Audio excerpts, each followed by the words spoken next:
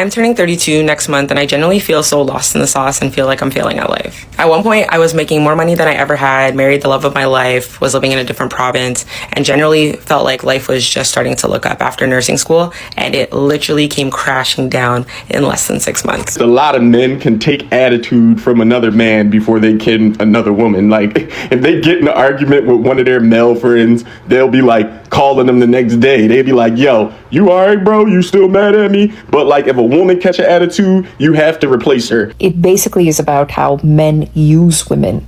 They use women to become powerful and successful. And without that creator energy that women have inside ourselves, which is incredibly powerful, men would not be able to reach the positions that they have. Women who live alone actually age better, like physically and biologically. So living alone lowers your cortisol levels, which means less stress living in your cells, living in your body. Oh, I didn't know you could pause it. We're back.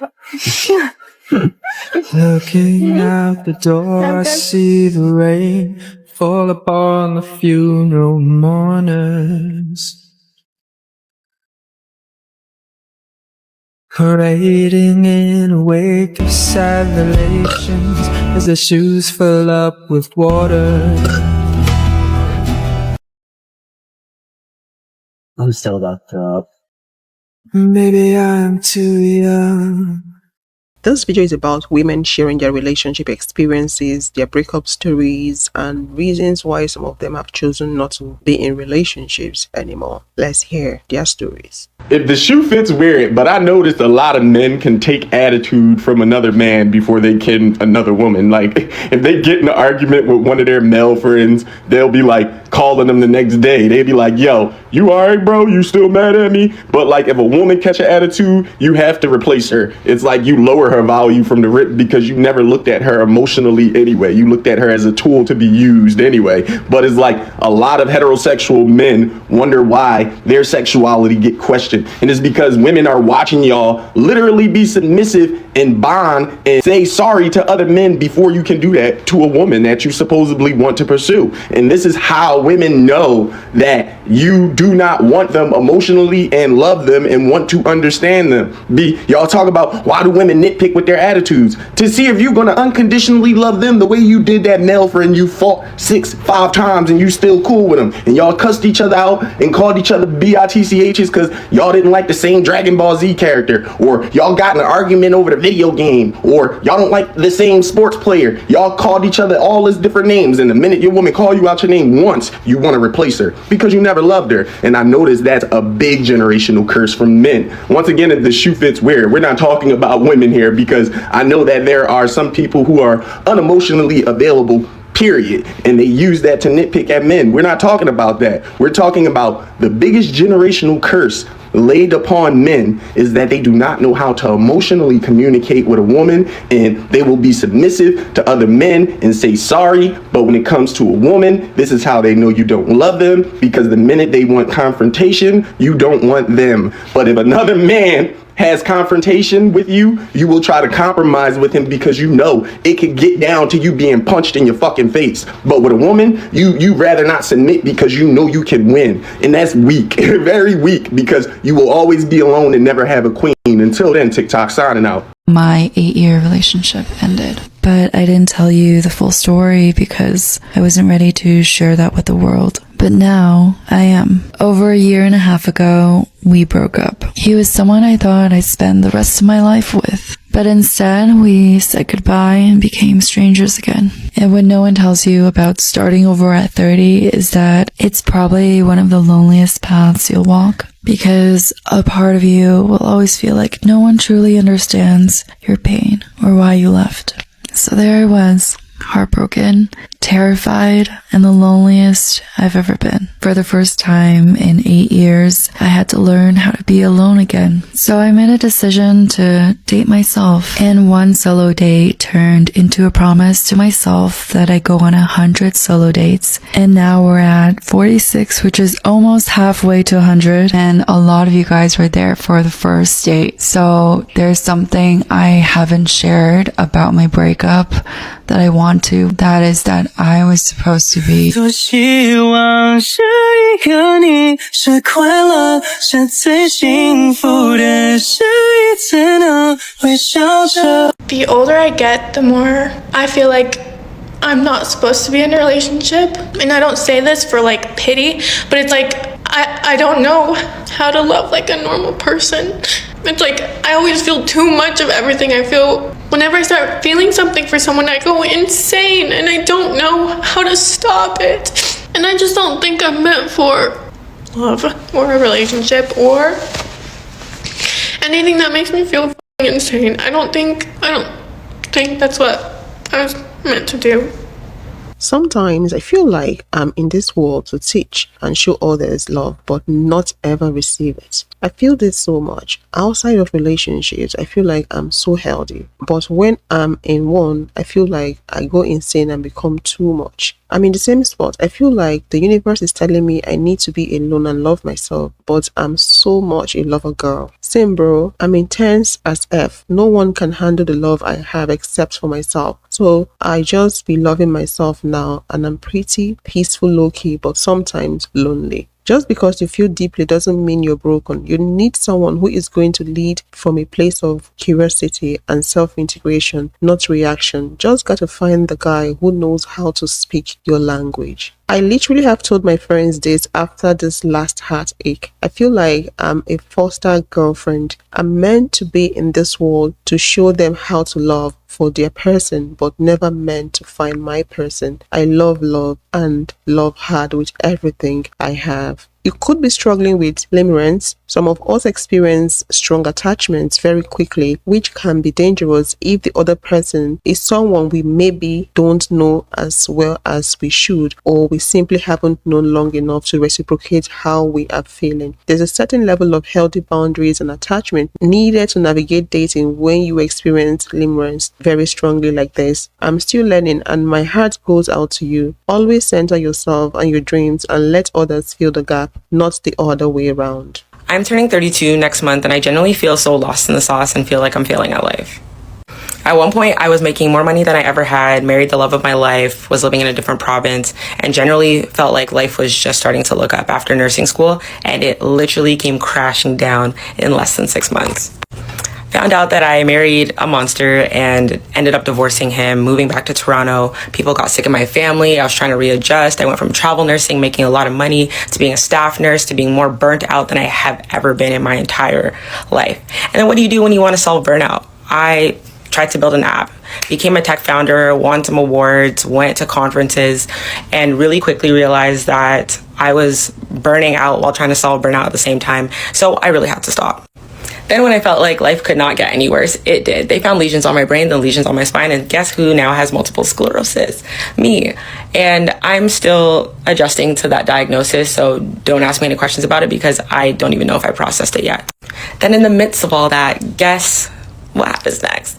My best friend, the one person in this world who I thought was going to ride with me to the end, died suddenly. And next thing you know, you're starting off a new year burying your best friend. And I generally don't think anything could have prepared me for that. That was worse, 10 times worse than my divorce. And at the time, I thought the divorce was the worst thing that I've ever been through in life until that. So now I'm sitting here today trying to figure out, where do I go from here? And it really is something that, especially as your birthday approaches and you're watching people get married, have babies, all the things, you're like, what am I doing? But I'm here to tell you that hopefully life does get better. Hopefully, you figure things out.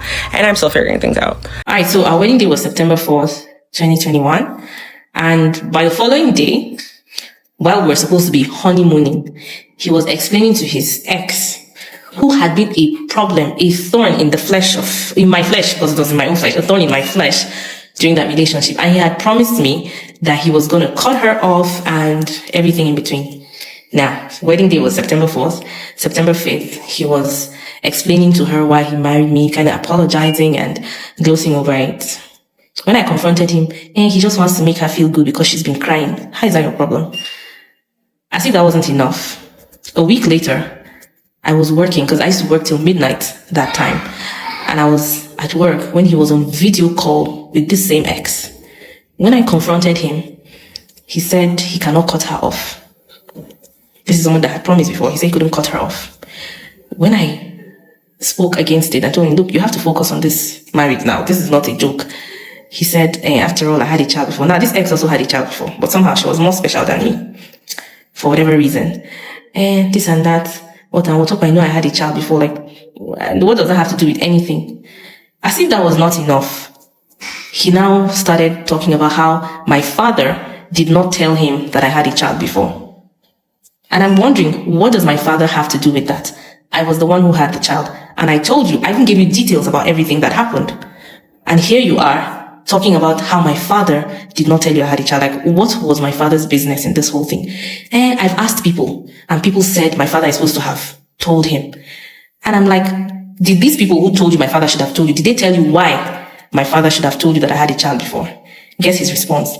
Do you know that women who have had children before, their bride price is different? How much was the bride price? That's not the point. And the bride price is different. People of God, this bride price we're talking about is 10,000 naira. 10,000 naira. That's the bride price. That is different from people who have given birth and those who have not given birth. So, okay. Yes, we're still talking about this. Hope you're tuned in.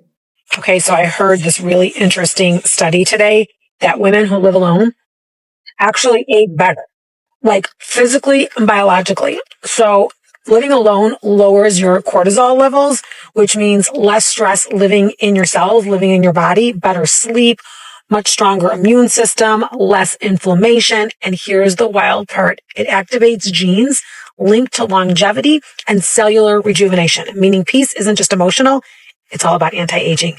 So maybe it's not about being alone. Maybe it's about just living in peace, because stress is going to age us faster than time ever will. You guys are going to have to come to terms with the fact that men harvest women's energy. Like, they don't even have to be conscious to be doing this. But have you ever noticed when you are in like a particularly terrible relationship, how any important day to you, like say it's your birthday, that terrible man will do something specifically on that day? That is a form of energy harvesting, because what he's doing is a day that is special to you, which is supposed to be about you, whether it's your graduation or your birthday or any of those things, he is siphoning off that energy to himself. This is why I don't like public engagements on that woman's most important day as well, like, you know, the men who propose to women on graduations, etc., because that is a form of energy harvesting. And that whole saying, behind every successful man there is a woman, that saying, it basically is about how men use women. They use women to become powerful and successful. And without that creator energy that women have inside ourselves, which is incredibly powerful, men would not be able to reach the positions that they have. All through history, if you look at like all of these great men and everything that they have achieved, you look into how all of those men treated their wives. Look into it genuinely. They are so lucky because they had a woman basically doing all of the hard work, all of the labor. And a lot of them were even using women. Like, there are a lot of writers out there, male writers, who specifically used family, like sisters and mothers, but specifically wives. Like, they used their wives' journals, they used their sisters' journals, and made that writing their own, essentially. So they stole it to become very, very, very successful in what they're doing. So, like, I'm just letting you know, men harvest energy, men harvest women's energy.